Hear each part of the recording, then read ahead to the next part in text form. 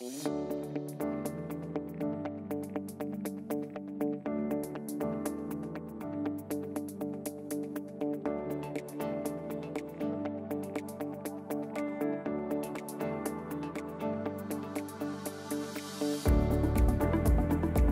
que j'ai pu travailler, donc j'ai commencé à me renseigner, j'ai découvert le BAFA, je me suis lancée dedans et ça m'a énormément plu et du coup je continue malgré mes études et mes autres projets, j'essaye de me libérer du temps au maximum pour continuer dans ce domaine. Je suis venu passer le BAFA parce que j'étais dans un centre aéré depuis mon enfance, dans mon village, et j'aimais bien l'ambiance avec les animateurs, entre les enfants, etc., le cadre et tout. J'ai demandé à la directrice de mon centre aéré si je pouvais me faire le BAFA, elle a accepté. Du coup, elle m'a donné les documents et je me suis inscrit. On m'a dit qu'il y avait une formation BAFA qui se faisait à Longwy. J'ai sauté sur l'occasion. J'aimerais bien acquérir ce diplôme pour approfondir mes connaissances et aussi pour travailler avec les petits durant les vacances scolaires. Les stages sont ouverts à des jeunes ou moins jeunes, mais enfin des jeunes animateurs dans la fonction tout au moins, et qui souhaitent s'impliquer dans une première, on pourrait dire une première implication sociale dans l'encadrement d'enfants et de concilier un petit boulot, mais en même temps une implication, une relation aux familles, une relation aux enfants. Moi j'aime beaucoup les enfants, le contact avec eux, pouvoir parler avec eux, jouer avec eux, pouvoir les aider, leur donner des solutions souvent quand ils sont pas bien, toujours les distraire. J'aimerais bien être instituteur, donc professeur des écoles, et du coup pour avoir une sorte de tact avec les enfants, pour être directement dans le monde de l'enfance.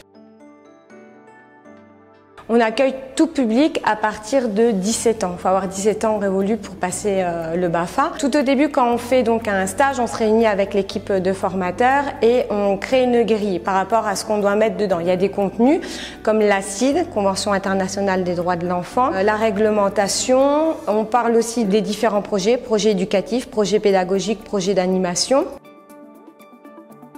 Mes motivations pour moi, c'est le fait d'apporter de la joie en fait. En une matinée, on a fait une activité et tu t'accueilles tout le monde avec un sourire, tout le monde est motivé, qu'on participe avec toi, etc. C'est énormément des moments de partage et on en garde un souvenir que je trouve c'est extraordinaire de partager ça en fait. Franchement, cette formation elle est super parce qu'on est tous dans le même bateau, on est tous collectifs et on apprend tous de chacun. On a toujours quelqu'un à apprendre à quelqu'un. Je découvre plein de gens, je découvre des façons de travailler différentes, des habitudes différentes, des cultures aussi différentes. Rien que pour ça, déjà, c'est très sympa de faire le BAFA.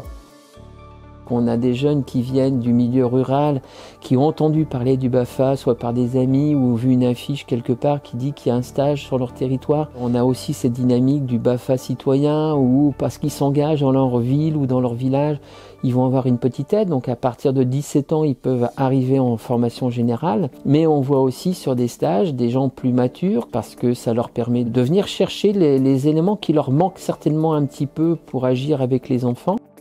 On apprend autant des plus jeunes que des plus vieux. Même en tant que formatrice, j'apprends de tout le monde. Je pense que c'est une étape dans la vie de quelqu'un qui est importante quand même. À travers la formation des Francas pratiquée avec différents directeurs et formateurs, j'ai appris, je suis ressortie avec des bagages, plein de nouveautés, j'ai appris plein de choses que je mets en place maintenant sur le terrain.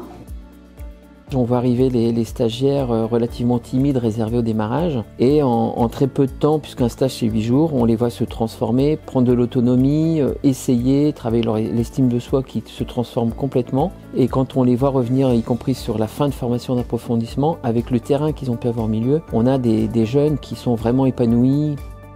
La spécificité des Francas, c'est certes des valeurs comme l'humanisme, la paix, l'égalité, tout ce qui nous construit et construit nos orientations éducatives. Mais c'est aussi la place au projet d'enfant, à la non-sollicitation 24/24 de l'enfant, à la prise en compte de ses besoins réels, de ses attentes, de ses envies. Accompagner les enfants aux besoins spécifiques, c'est une valeur que les Francas prônent dans leur projet éducatif, l'égalité et l'accueil pour tous et lutter contre la discrimination. Je partage l'intégralité de leurs valeurs, donc c'est pour ça que je me retrouve en eux totalement et que je continue de travailler avec eux.